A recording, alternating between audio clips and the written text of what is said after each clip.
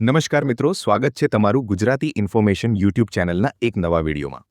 Post ઓફિસમાં જે 28,000 plus જગ્યાઓ માટે ધોરણ 10 પાસ પર નવી સરકારી નોકરીની ભરતીની જાહેરાત કરવામાં આવી છે, એમાં ગુજરાતમાં કુલ કેટલી જગ્યાઓ છે અને ગુજરાતના કયા જિલ્લામાં કેટલી જગ્યાઓ માટે ભરતી થવા જઈ રહી છે, એના વિશેની સંપૂર્ણ ચર્ચા આપણે આજના આ વિડીયોની અંદર કરવાના છીએ।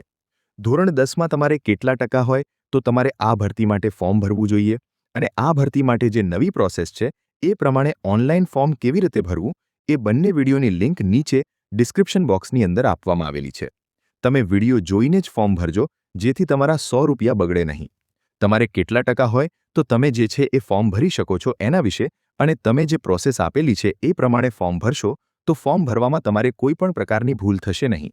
તો હવે શરૂ કરીએ આજનો આ વિડીયો અને મેળવીએ માહિતી કે પોસ્ટ ઓફિસની અંદર કુલ કેટલી જગ્યાઓ માટે ભરતી થવા જઈ રહી છે, ગુજરાતમાં કેટલી જગ્યાઓ છે અને ગુજરાતના કયા જિલ્લાની અંદર કેટલી જગ્યાઓ ભરવા જઈ રહી છે। તો એના માટે તમારે જે છે એ indiapost.gov.in આ વેબસાઇટ પર આવી જવાનું છે। આ વેબસાઇટની લિંક નીચે ડિસ્ક્રિપ્શન બોક્સની અંદર આપવામાં આવેલી છે। જેવું તમે આ વેબસાઇટ પર આવશો, કંઈક આ મુજબનું ઇન્ટરફેસ તમારા સામે ખુલી જશે। ગ્રામીણ ડાક સેવક GDS ઓનલાઈન એન્ગેજમેન્ટ શેડ્યુલ 1 જાન્યુઆરી 2026। પછી તમે અહીંયા જોઈ શકો છો યુઝર રજિસ્ટ્રેશન 31/1/2026 થી 14/2/2026 અને સ્ટાર્ટ ડેટ જે છે એ 2/2/2026 થી 16/2/2026 છે। તો તમે તારીખ 16/2/2026 સુધી ઓનલાઈન ફોર્મ ભરી શકો છો। હવે આપણે વાત કરીએ કે કુલ કેટલી જગ્યાઓ માટે ભરતી થવા જઈ રહી છે। તો એના માટે તમને નોટિફિકેશનની નીચે સર્કલ વાઇઝ પોસ્ટ નોટિફાઈડ એના પર ક્લિક કરી દેવાનું છે। તો તમે સર્કલ વાઇઝ પોસ્ટ નોટિફાઈડ પર ક્લિક કરશો તો તમે અહીંયા નીચે આવીને જોશો તો તમે જોઈ શકો છો કુલ અહીંયા 28,636 જગ્યાઓ માટે પોસ્ટ ઓફિસની અંદર ભરતી થવા જઈ રહી છે।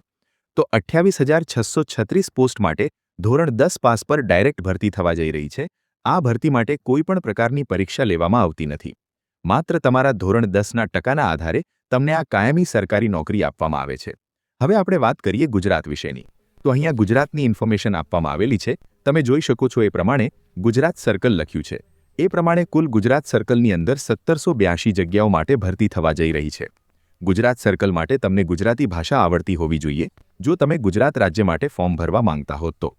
જનરલ કેટેગરીની 752 જગ્યાઓ છે, ઓબીસી કેટેગરીની 541 જગ્યાઓ છે, એસસી કેટેગરીની 61 જગ્યાઓ છે, એસટી કેટેગરીની 281 જગ્યાઓ છે, પછી ઈડબ્લ્યુએસ કેટેગરીની 189 જગ્યાઓ અને દિવ્યાંગ કેટેગરીની ABCDમાં આવીને 68 જગ્યાઓ માટે ભરતી થવા જઈ રહી છે।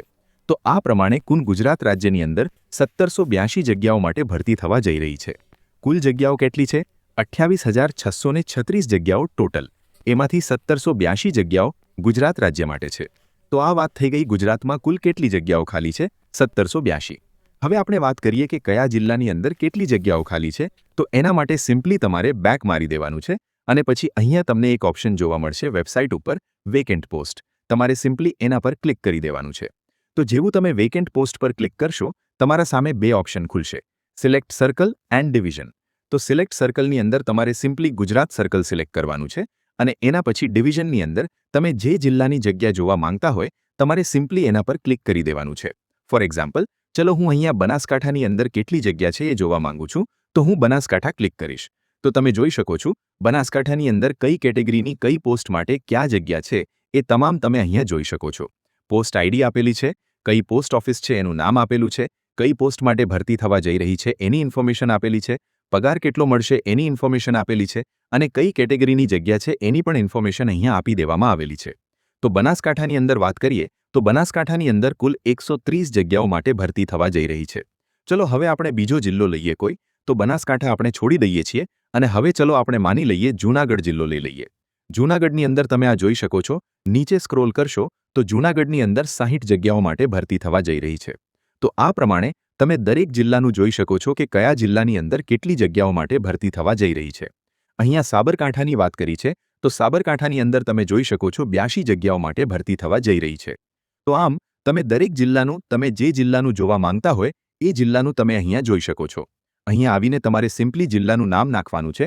ભાવનગરની આપણે વાત કરીએ તો ભાવનગરની અંદર 82 જગ્યાઓ માટે ભરતી થવા જઈ રહી છે।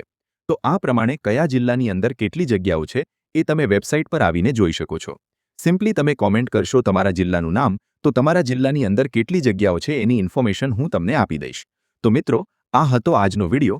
એની અંદર આપણે જોયું કે ગુજરાતની અંદર કુલ કેટલી જગ્યાઓ છે અને ગુજરાતના કયા જિલ્લાની અંદર કેટલી જગ્યાઓ માટે ભરતી થવા જઈ રહી છે. Thank you so much for watching.